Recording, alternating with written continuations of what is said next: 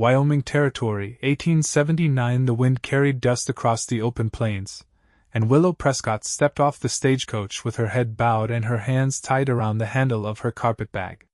She had not planned on coming back to Douglas.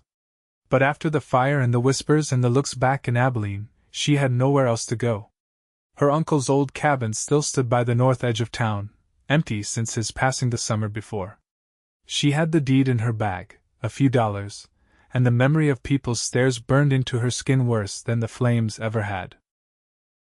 Willow's right cheek, jaw, and neck bore the marks of the fire. The skin was twisted and pink, the kind that made children stare and women look away. She had learned to braid her hair long to cover as much as she could, but the scars still reached beyond what strands could hide.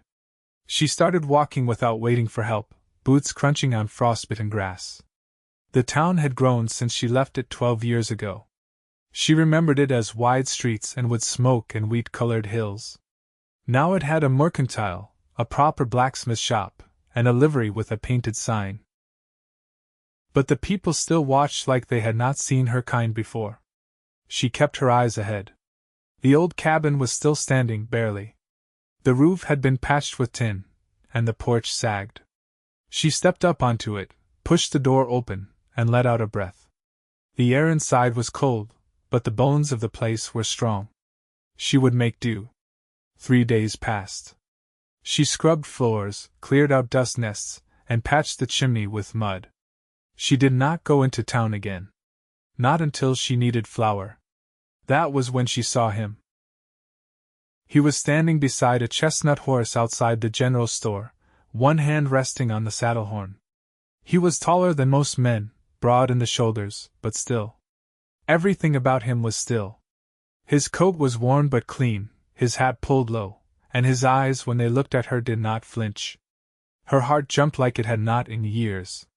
She walked past him and into the store, keeping her chin high.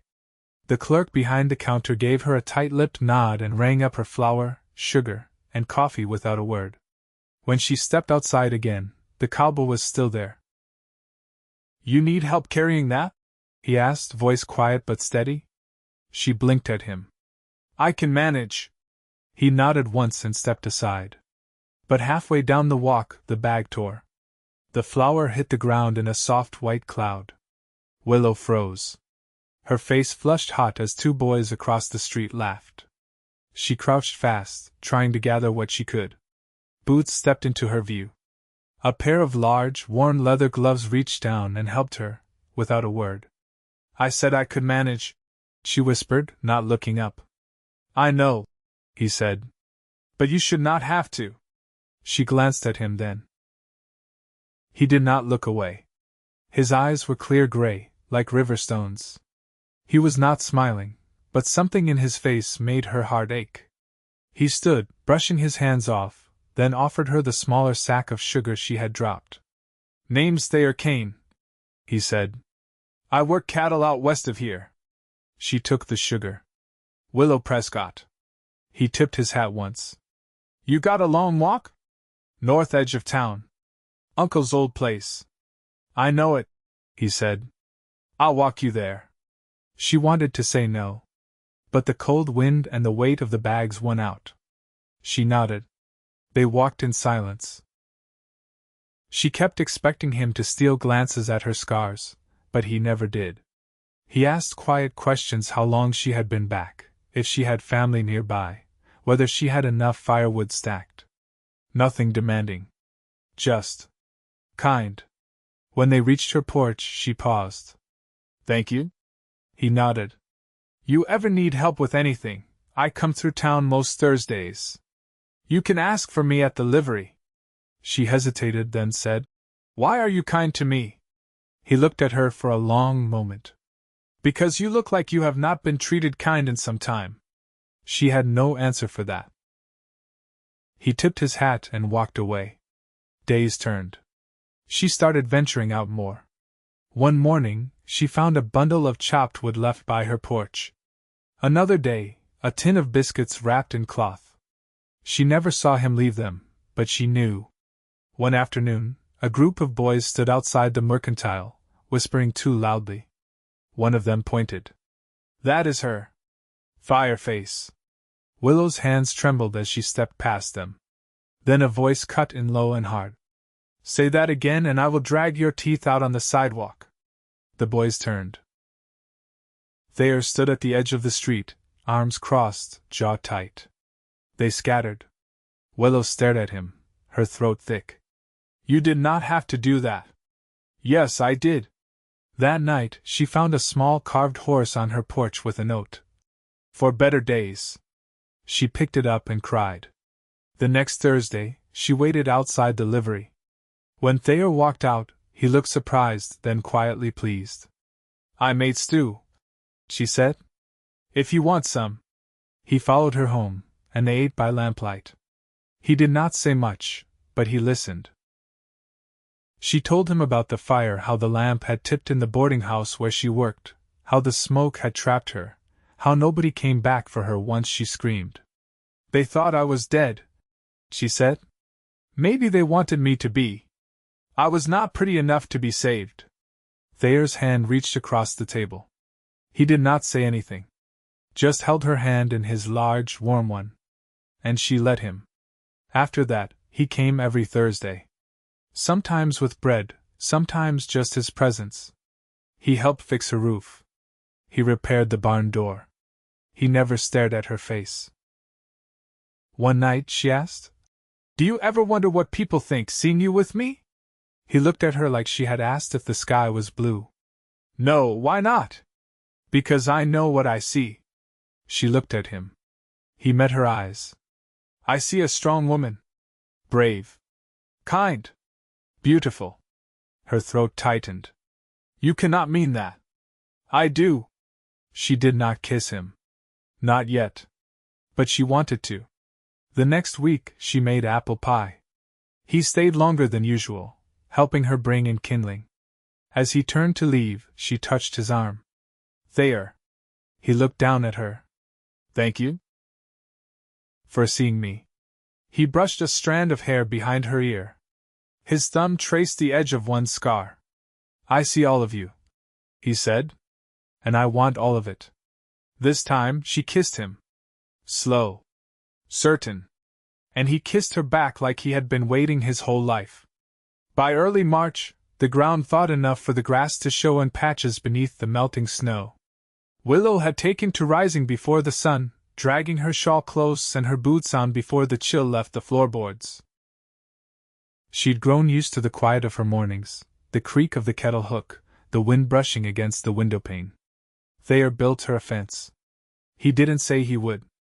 She'd woken one morning to the sound of hammering, opened her door, and found him driving posts into the earth, shoulders shifting beneath his wool shirt. When she stepped outside, he glanced up once and kept working. You're doing this before breakfast? She asked, arms folded against the cold. He kept his eyes on the post. You said the garden keeps out rabbits if it's fenced. I said I was thinking about it. He set down the mallet, wiped his brow with his sleeve. Thought I'd save you the thinking. She smiled, full and quiet, and went inside to fry eggs.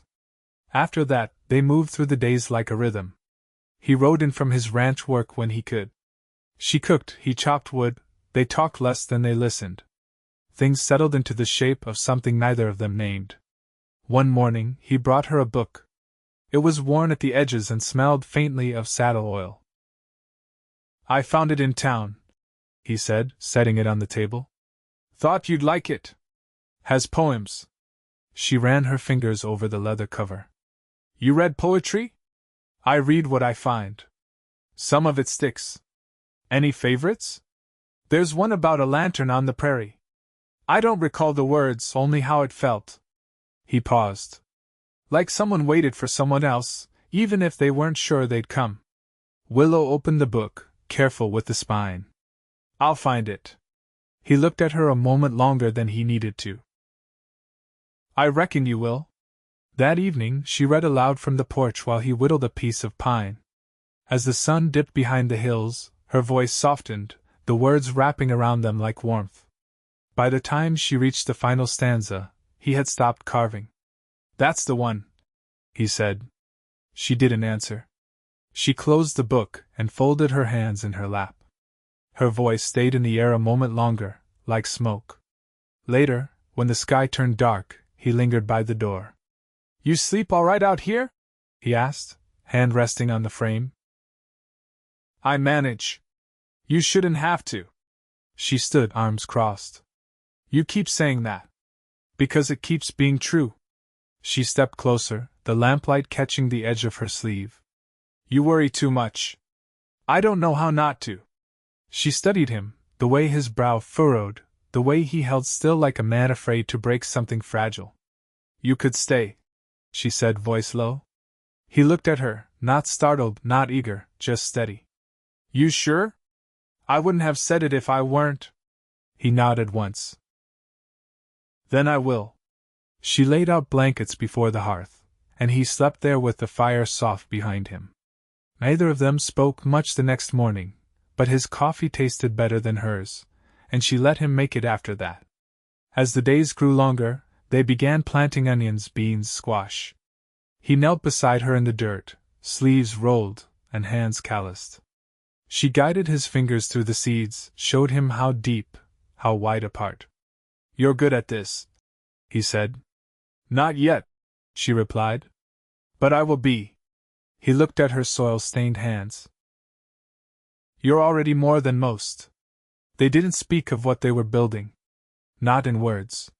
But she started setting out 2 plates without thinking. He repaired the back step without being asked. Some nights, he read from the book while she darned socks. Others, they sat without words, listening to the coyotes call across the hills. Then came the telegram. Willow found it at the mercantile, handed over with a glance and no comment. She didn't open it until she reached her porch. It was from Kansas. Her younger brother, whom she hadn't seen in over a decade, was headed west. He'd heard she'd survived. Heard she was alone. She read the message twice and folded it carefully. That night Thayer noticed her quiet. "Something wrong?" he asked. She handed him the folded paper. "I might not be alone much longer." He read it, then looked up. "You want him to come?" "I don't know," she admitted. "We weren't close. He left when I was 14. But he's blood." Thayer handed it back. "Then we'll make room." She hesitated. "You say we like it settled?" He looked at her full. "It is for me." She reached for his hand, fingers dirty from planting. "Me too." They stood like that, palms together, dusk settling around them. And when the wind came through the trees, it carried no dust, only the smell of green things trying to grow. The train from Wichita arrived under a low, gray sky, the kind that held snow in its belly but hadn't yet decided to let it fall. Willow waited with her arms tucked into her coat and her back straight, her breath threading out in pale ribbons. She hadn't seen her brother in 13 years, not since he'd left their mother's funeral without saying where he was headed.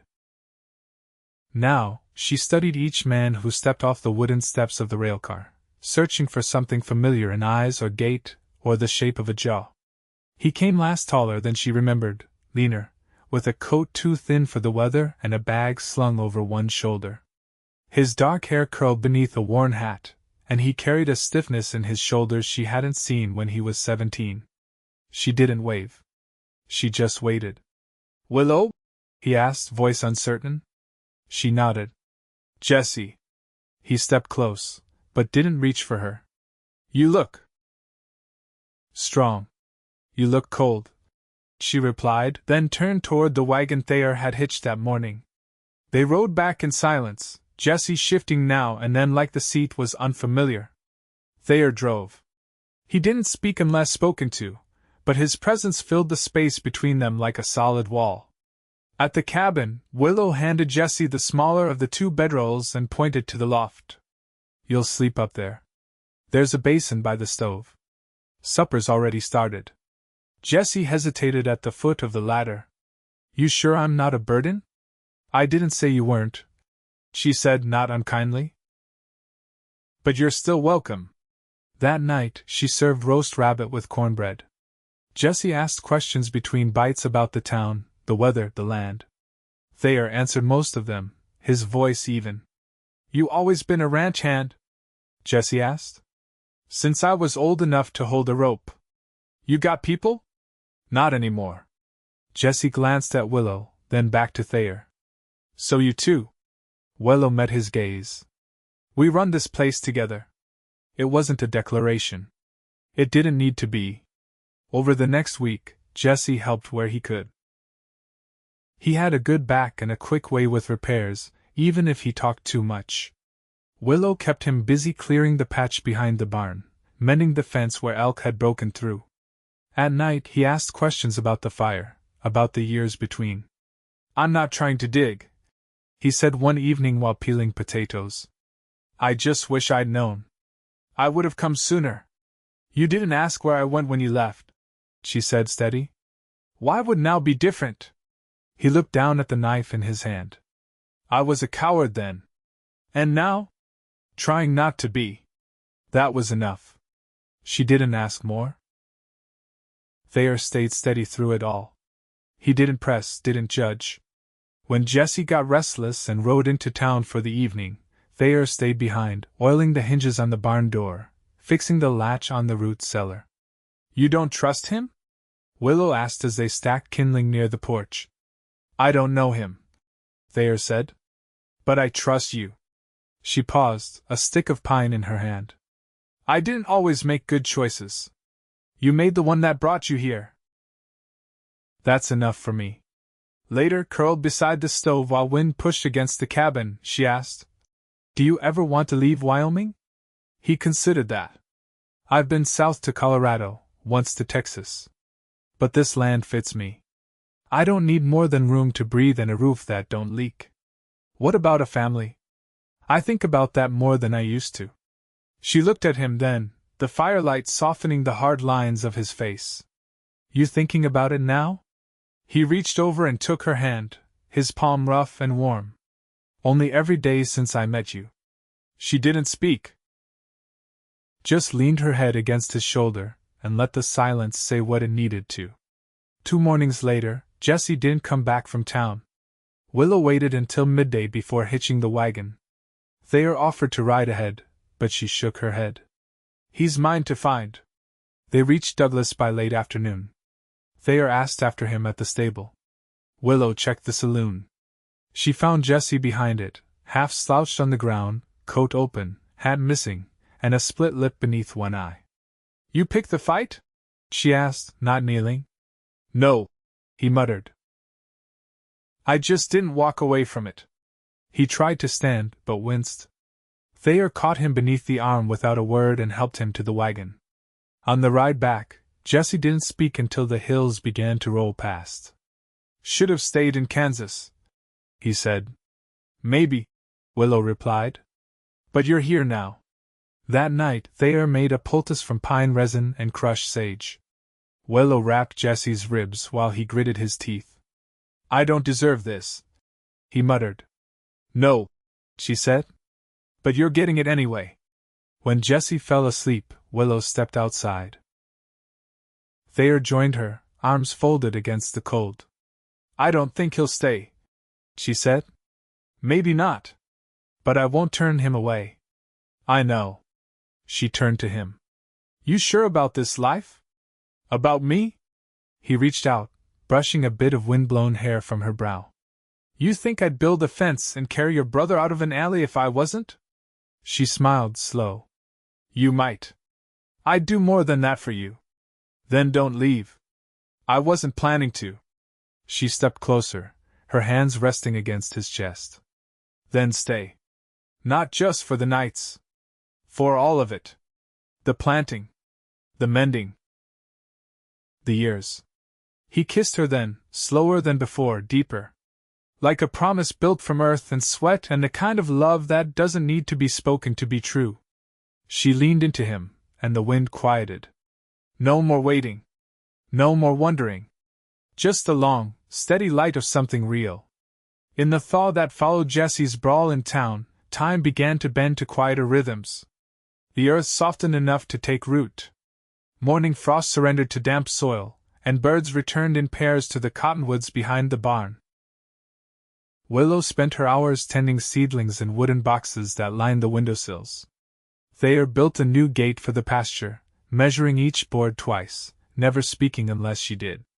Jesse stayed close to the cabin those days, his ribs healing slow, his pride slower. He asked fewer questions now, and Willow didn't offer more than needed. She watched the way his shoulders sank when he thought no one was looking, and she left a tin of lye soap and a strop on the table without comment. One evening, after dishes were dried and the fire burned low, Willow folded her knitting into a basket and turned toward Thayer. "You ever think about building a place of your own?" she asked, her tone unhurried. His hands rested on his knees. "I always figured I'd know where when I found who." She studied him, the way the lamplight caught against the worn fabric of his shirt. "You still thinking on that?" He met her gaze. "I stopped thinking. I started knowing." She didn't smile, just breathed, slow and full, and let the warmth of his words settle without the need to answer. Outside, wind stirred through the grass, and something in her chest felt still for the first time in years. The next morning, Thayer brought 2 milk goats to the edge of the pasture. He guided them gently, ropes looped around their necks, their coats still thick with winter. "I bartered for them yesterday," he said, setting a small pail near the trough. "You'll have milk before June." Willow wiped her hands on her apron. "You traded for them?" "Used a set of horseshoes I forged last fall and a rifle I don't use." She leaned against the fence rail, watching one of the goats nose through the straw. "You didn't ask me first." "You needed them," he said simply. "I wanted to give." She nodded once. "Then I'll make cheese." That afternoon, Jesse cleared the weeds from the path behind the smokehouse without being asked. When he came inside, dirt streaked his sleeves and a cut marked the side of his palm. Willow handed him a basin and a rag.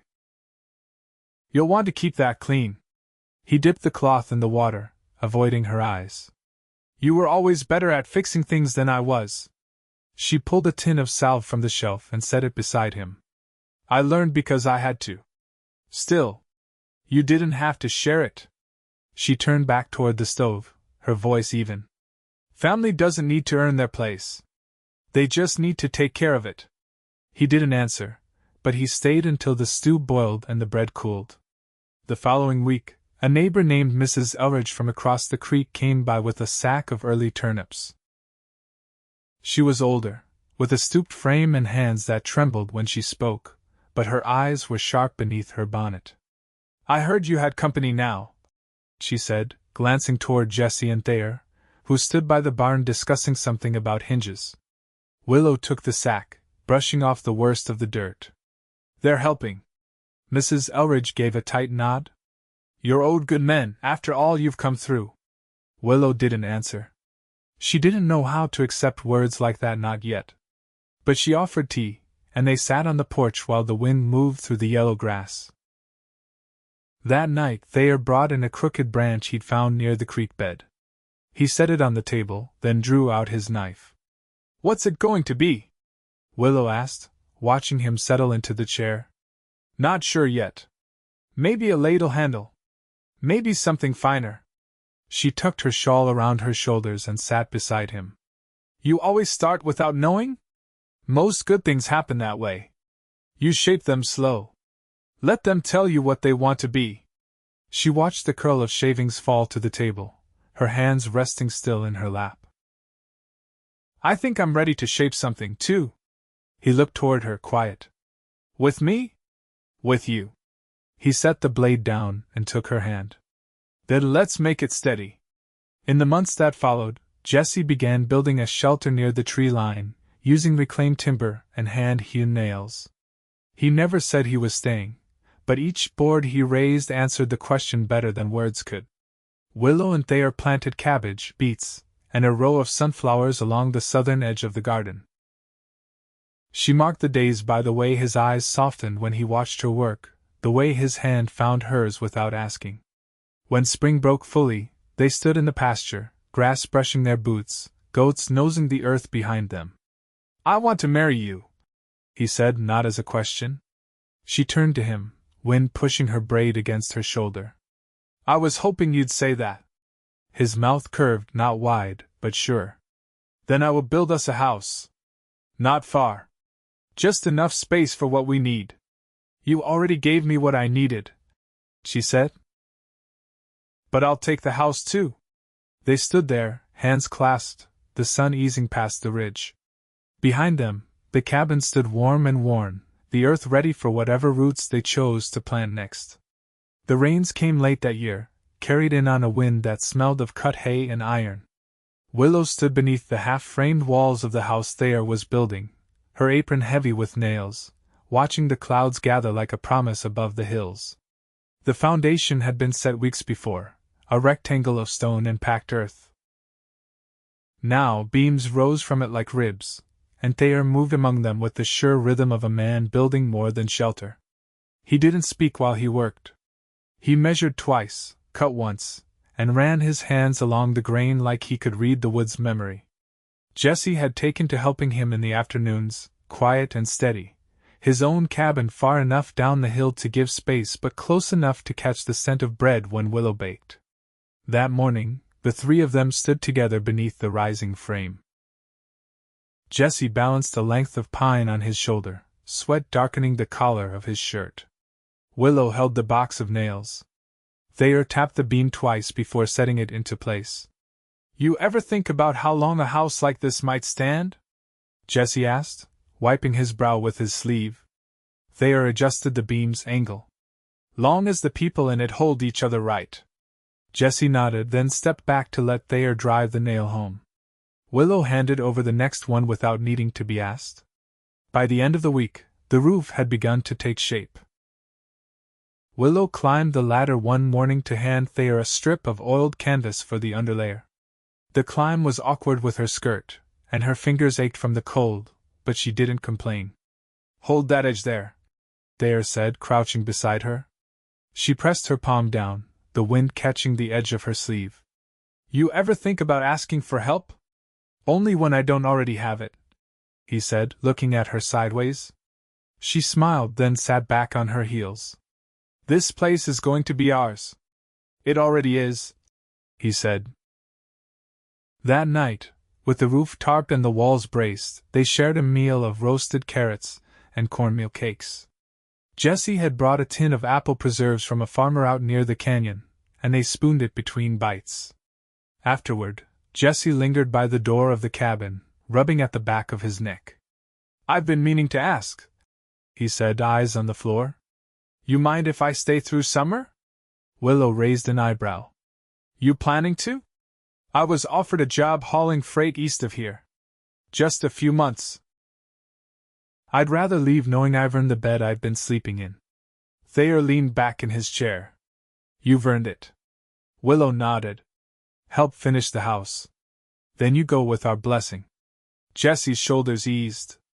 Fair enough. The weeks passed with the quiet patience of growing things. Willow planted dill and sage beneath the kitchen window of the new house, her fingers careful in the soft dirt. Thayer brought her a scrap of muslin to line the shelves, and she stitched it with small red flowers during the long dusk hours.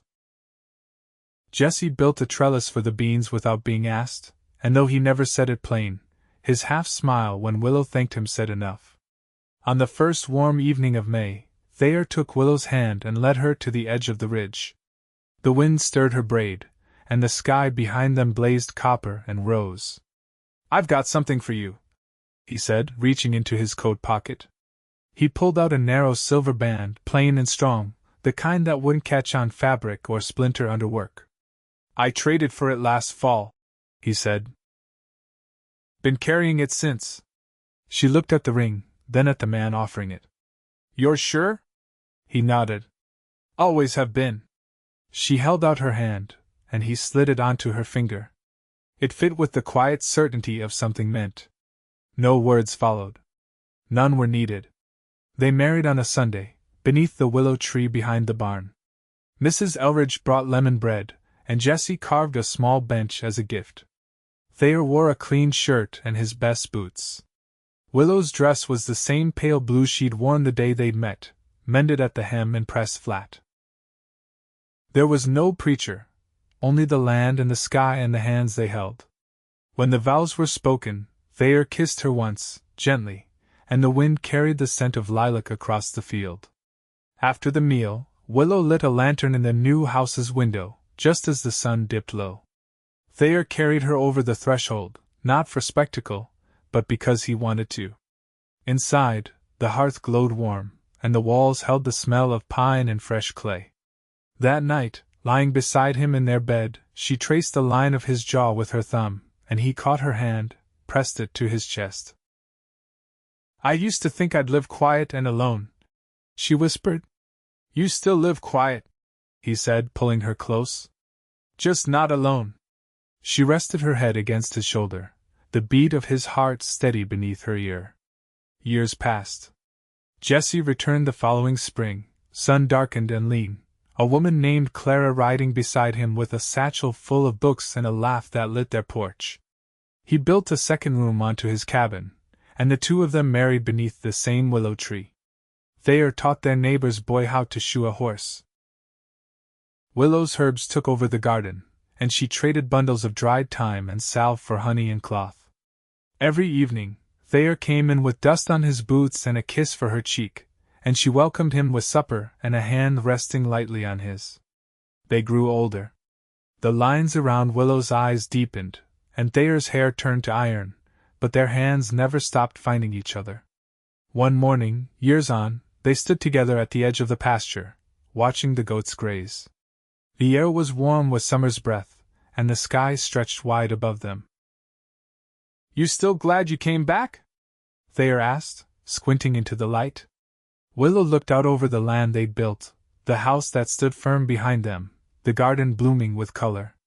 "I didn't come back," she said. "I came home."